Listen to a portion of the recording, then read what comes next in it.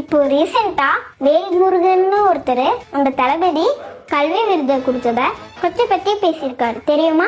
அவர் என்ன சொல்லியிருக்காருன்னா, ஒரு வயசு பொண்ணை கூட்டு போறான், நாளைக்கு ஒரு 3 மாசம் கழிச்சு +2 முடிச்சு டிகிரி முடிச்சு போய் கல்லூரி பெண்களை கூட்டு போறான். அறிவு வேணும் தமிழனுக்கு.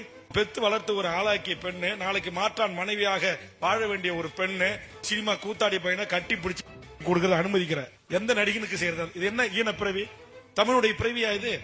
இப்ப நான் அவரை தளபதி தப்பா பேசிட்டாருன்னு மன்னிப்பு கேட்கணும்னு சொல்ல வரல.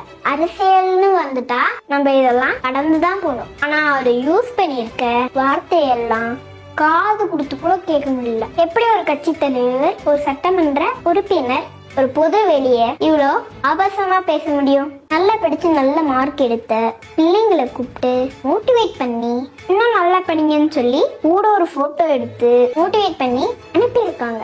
அதை இவ்வளோ கொச்சப்படுத்தி பேசியிருக்கீங்களே, உங்களுக்கு மனசாட்சி இருக்கா? தளபதியை பார்க்க கூட்டிட்டு போன பேரண்ட்ஸை பார்த்து தமிழன்னா அப்படின்னு கேட்டது மட்டும் இல்லாம ஒரு ஆபாச வார்த்தையில சொல்லி விட்டுறீங்களே.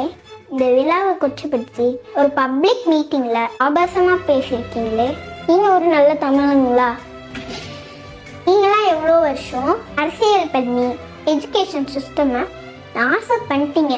அதை மாத்துறதுக்கு ஒருத்தர் வந்திருக்காரு, அது உங்களுக்கு பிரச்சனை. உடனே தமிழனா தெலுங்கனா கதற ஆரம்பிச்சிட்டீங்க.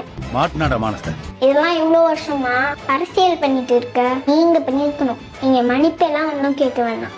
என்ன இப்படி தப்பா பேசிட்டுருந்தீங்க, ஜஸ்ட் யோசிச்சாலே போதும். நம்ம வீட்லயே பெண் பிள்ளைங்க இருப்பாங்களே நினைச்சு வருத்தப்படுங்க போதும். எங்க தளபதி அரசியல் எப்பவுமே டீசென்ட் அப்ரோச், டீசென்ட் அட்டாக்.